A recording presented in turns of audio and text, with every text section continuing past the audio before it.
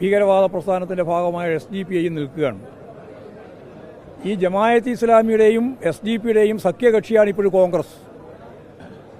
കഴിഞ്ഞ പാർലമെൻറ്റ് തെരഞ്ഞെടുപ്പിൻ്റെ ഭാഗമായിട്ടും ഇപ്രാവശ്യത്തെ പാലക്കാട് അസംബ്ലി നിയോജക മണ്ഡലത്തിൻ്റെ ഉപതെരഞ്ഞെടുപ്പിൻ്റെ ഭാഗമായിട്ടും ഒരു സഖ്യകക്ഷിയെ പോലെ പ്രവർത്തിച്ചത് നമുക്കെല്ലാം അറിയുന്നത് പോലെ നമുക്കറിയാം. UDFും ജമായത്ത് ഇസ്ലാമും ആണെന്നുള്ളതാണ്. അപ്പോൾ UDF എന്ന് പറയുന്നത് പ്രത്യേകിച്ച് കോൺഗ്രസ് ഒരു സഖ്യകക്ഷിയെ പോലെ ജമായത്ത് ഇസ്ലാമിനെയും SDPയെയും ചേർത്ത് നടത്തുകയാണ്.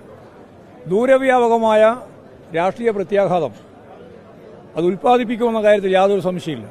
അത് കോൺഗ്രസിൻ്റെ അകത്തും വരും, ലീഗിൻ്റെ അകത്തും വരും. മുസ്ലിം ലീഗ് വർഗീയതക്കെതിരായിട്ടൊക്കെ സജീവമായി നിലകൊള്ളുന്ന ഒരു പ്രസ്ഥാനമാണെന്നാണ് അവർ പറയുന്നത്. പക്ഷേ ഇസ്ലാമിക രാഷ്ട്രം വേണം എന്ന വാദം ഉന്നയിക്കുന്ന ജമായത്തെ ഇസ്ലാമിയുമായി ചേർന്ന് സ്വാഭാവികമായിട്ട് UDFിൻ്റെ കക്ഷിയായിട്ട് മാറുമ്പോൾ അതുണ്ടാക്കുന്ന പ്രത്യാഘാതം കോൺഗ്രസിൽ മാത്രമല്ല മുസ്ലിം ലീഗിലും അത് ശക്തിയായിട്ട് ഉയർന്നു വരും എന്ന് തന്നെയാണ് ഞങ്ങൾ കാണുന്നത്. അപ്പോൾ ന്യൂനപക്ഷ വർഗീയതവാദത്തെ ശക്തിയായിട്ട് ഞങ്ങൾ എതിർക്കും, ഇനിയും എതിർക്കും. ഇതേവരെ എതിർത്തിട്ടുണ്ട്. ഭൂരിപക്ഷ വർഗീയതയെയും അതിൻ്റെ ഏറ്റവും പ്രധാനപ്പെട്ട ശക്തിയായിട്ടുള്ള RSSനെയും അതിശക്തിയായിട്ട് ഞങ്ങൾ എതിർക്കും. ഭൂരിപക്ഷ വർഗീയവാദത്തിനും ന്യൂനപക്ഷ വർഗീയവാദത്തിനും എതിരായിട്ടുള്ള ശക്തിയായ നിലപാടുകൾ സ്വീകരിച്ചുകൊണ്ട് മാത്രമേ ഇടതുപക്ഷ പ്രസ്ഥാനത്തിനും പുരോഗമന പ്രസ്ഥാനങ്ങൾക്കും ജനാധിപത്യ ശക്തികൾക്കും മുന്നോട്ടേക്ക് പോകാൻ സാധിക്കുകയുള്ളൂ എന്ന് തന്നെയാണ് ഞങ്ങളുടെ അഭിപ്രായം. മുസ്ലിം ലീഗിലും കോൺഗ്രസിലും ഇതിൻ്റെ പ്രത്യാഘാതം സൃഷ്ടിക്കപ്പെടുമെന്നുള്ള കാര്യത്തിൽ യാതൊരു സംശയവും എനിക്കില്ല. ഇതാണ് അത് സംബന്ധിച്ച് പറയാനുള്ള കാര്യം.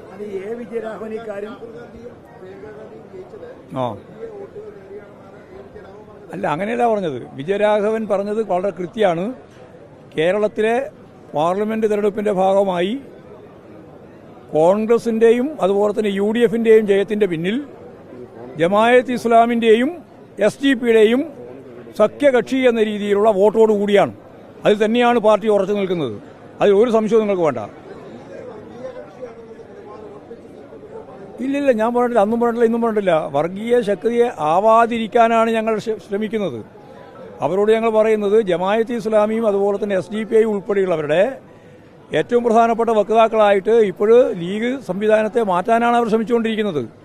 അത് മതനിരപേക്ഷ ഉള്ളടക്കത്തെ തകർക്കുന്നതിന് വേണ്ടിയുള്ള ബോധപൂർവമായ പ്രവർത്തനത്തിൻ്റെ ഭാഗമാണ്. അതുകൊണ്ട് അവർ കൃത്യമായ നിലപാട് സ്വീകരിക്കുന്നില്ല. സ്വീകരിക്കാതിരിക്കുമ്പോൾ കോൺഗ്രസിനെ പോലെ തന്നെ ലീഗിൻ്റെ അകത്തും ജമായത്ത് ഇസ്ലാമും SDPയും തമ്മിലുള്ള ഐക്യത്തെ സംബന്ധിച്ചുള്ള പ്രശ്നം ഉയർന്നു വരാതിരിക്കാൻ പറ്റില്ല. അതാണ് പ്രശ്നം.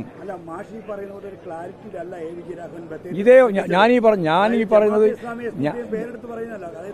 പ്രിയങ്ക ഗാന്ധിയുടെ ഘോഷയാത്രയിൽ മുമ്പിലും പിമ്പിലും അണിനിരുന്നവർ തീവ്രവാദികളാണെന്നൊക്കെ പറഞ്ഞാൽ അത് ഞാൻ പറഞ്ഞത് വളരെ കറക്റ്റായിട്ടാണല്ലോ.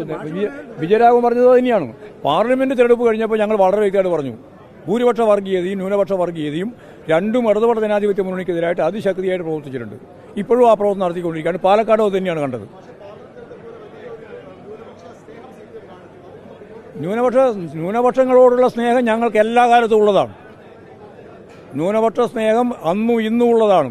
ന്യൂനപക്ഷം എന്ന് പറയുന്നത് വർഗീയവാദികളൊന്നുമല്ല. ന്യൂനപക്ഷ സമുദായം എന്ന് പറഞ്ഞാൽ മുസ്ലിം സമുദായം എന്ന് പറഞ്ഞാൽ വർഗീയവാദികളാണ് എന്ന് നിങ്ങൾ ആരാ പറഞ്ഞത്? മുസ്ലിം സമുദായത്തിൻ്റെ അട്ടിപ്പേർ അവകാശപ്പെടാനൊന്നും ജമായത്ത് ഇസ്ലാമിന് അവകാശമില്ല, SDPയും ഇല്ല. അതൊരു ചെറിയ ന്യൂനപക്ഷമാണ്. അപ്പോൾ ശരിയായ രീതിയിൽ അവിടെ മഹാഭൂരിപക്ഷം വരുന്നതും മുസ്ലിം സമുദായത്തിൽ സെക്യുലറാണ്, മതനിരപേക്ഷ ഉള്ളടക്കമുള്ളവരാണ്. ആ ഉള്ളടക്കത്തെ നമ്മൾ കണ്ടുകൊണ്ട് തന്നെയാണ് പറയുന്നത്. എന്നാൽ അതിശക്തിയായി ജമാഅത്തെ ഇസ്ലാമിനെയും SDPയെയും നിശ്ചിതമായ വിമർശനത്തിന് വിധേയപ്പെടുത്തുന്നുള്ളത്.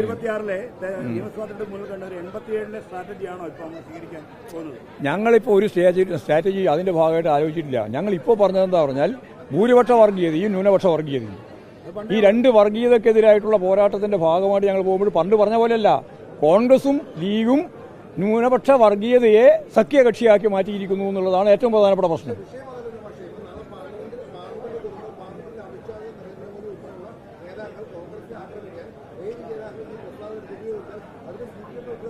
ഇല്ല, ഞങ്ങൾ ഉത്തരവാദിത്തം ഞാൻ ഇപ്പോൾ പറഞ്ഞല്ലോ, വർഗീയവാദികളുടെ വോട്ട് കൂടി ചേർത്തുകൊണ്ടാണ് ഇവരെല്ലാം ജയിച്ചത്. അതിൽ ഒരു സംശയവും നിങ്ങൾക്ക് വേണ്ട. കാസർഗോഡ് ജയിച്ചത് ലീഗ് മാത്രമല്ല, ലീഗിൻ്റെ ഒപ്പം ജമാഅത്ത് ഇസ്ലാമുണ്ട്. 5,000, 10,000, 15,000 വോട്ടുണ്ട് അവർക്ക്. അവർ മത്സരിച്ചിട്ടില്ല. അവർ പൂർണ്ണമായിട്ട് ഇവരൊപ്പം നിൽക്കുക ചെയ്തേ. അതുകൊണ്ടാണ് ഇവർക്ക് 1 ലക്ഷം വോട്ട് ഭൂരിപക്ഷം. അല്ലാണ്ട് വെറുതെ കിട്ടിയതല്ല ഭൂരിപക്ഷം. UDFന്റെ ഭൂരിപക്ഷമല്ല, ജമാഅത്ത് ഇസ്ലാമിൻ്റെയും അതുപോലെ തന്നെ SDPയുടെയും അതാണ് ഭൂരിപക്ഷം ഇവരെ പാർലമെന്റ് തെരഞ്ഞെടുപ്പിൽ. അത് പിന്നെ അത് മറന്നു പോകണ്ട. പക്ഷേ അങ്ങനെയാണെങ്കിൽ നമുക്ക് വോട്ട് ചെയ്യുന്നവർ ഇപ്പോൾ ആരാണെന്ന് നിങ്ങൾ നിശ്ചയിക്കും? അത് തീരുമാനിക്കാൻ പറ്റില്ലല്ലോ. അങ്ങനെ തീരുമാനിക്കാനേ പാടില്ല. കാരണം അതല്ല രഹസ്യ വോട്ടല്ലേ, പിന്നെ എങ്ങനെയാ അത് പറയുക? രഹസ്യ വോട്ടല്ലേ, അതിന് പറയാൻ പറ്റും ഇന്നാൾ ചെയ്തൊന്നും. ആ ആ അതൊക്കെ ഗവൺമെൻറ് തലത്തിൽ ആവശ്യമായ നിലപാട് അവർ സ്വീകരിക്കട്ടെ. അതന്നെ ഞാൻ പറയുന്നത്. അത് ഗവൺമെൻറ് എന്ന രീതിയിൽ കാണുകയും ചർച്ച ചെയ്യുകയും ആവശ്യമായ രീതിയിലുള്ള പരിഹാരം കാണുകയും ചെയ്യട്ടെ. പാർട്ടിക്ക് അഭിപ്രായം പറയേണ്ട കാര്യമില്ലല്ലോ. ഇപ്പം അത് നിങ്ങളിപ്പം കേരള കോൺഗ്രസിനെ പറ്റിയല്ലേ പറയുന്നത്. കേരള കോൺഗ്രസും ഗവൺമെൻറ്റുമായിട്ട് ബന്ധപ്പെട്ട് പറയട്ടെ. പാർട്ടിക്ക് അഭിപ്രായമില്ല. അല്ല, ഇപ്പം നിങ്ങളോട് പറയേണ്ട കാര്യമില്ല എന്നർത്ഥം.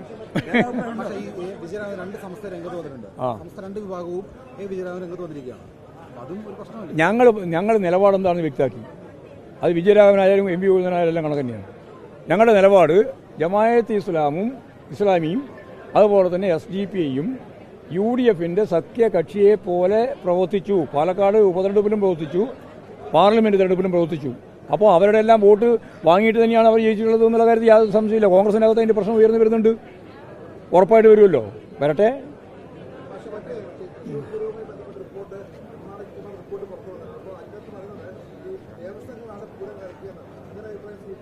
അല്ല, റിപ്പോർട്ട് വന്നിട്ടല്ലേ ഉള്ളൂ.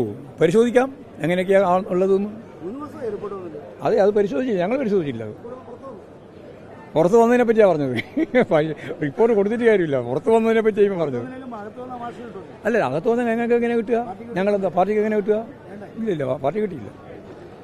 അതൊക്കെ ചർച്ച, അതിലൊന്നും ധൃതി പിടിക്കണ്ട. നമുക്ക് അടുത്ത പൂരാകുമ്പോഴേക്ക് ശരിയായ രീതിയിൽ കൈകാര്യം ചെയ്ത് മുന്നോട്ട് പോയാൽ മതിയല്ലോ. അത് മുന്നോട്ട് പോവുക. ഇപ്പോൾ ആന പ്രശ്നം തീർന്നല്ലോ. ശരി.